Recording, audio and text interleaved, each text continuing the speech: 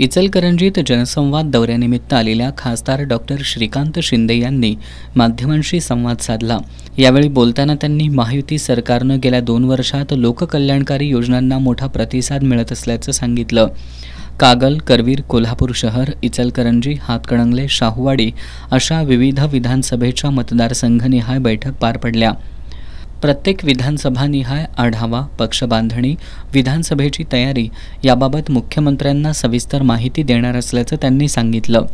महायुतीच्या कामांच्या धडाक्यामुळे कोल्हापूर जिल्ह्यात सर्वाधिक विधानसभेच्या जागा महायुतीच्या येतील असा विश्वास खासदार श्रीकांत शिंदे यांनी व्यक्त केला। सत्ता असताना 2.5 वर्षात फक्त 2.5 दिवस मंत्रालयात जाणाऱ्यांनी अनेक लोकोपयोगी योजना बंद करण्याचं पाप केल्याची टीका त्यांनी उद्धव ठाकरे यांचं नाव न घेता केली। आमदार प्रकाश आवाडे महायुतीचे सहयोगी असून ते आमच्यासोबत आहेत। कुणाला कुठून उमेदवारी द्यायची याचा निर्णय मुख्यमंत्री, दोन्ही उपमुख्यमंत्री यांच्यासह महायुतीतील वरिष्ठ पातळीवरून होणार असल्याचं त्यांनी सांगितलं। यावेळी खासदार धैर्यशील माने, शिवसेना जिल्हाप्रमुख रवींद्र माने, मुरलीधर जाधव, शहराध्यक्ष भाऊसो आवळे, सतीश मलमे आदी उपस्थित होते।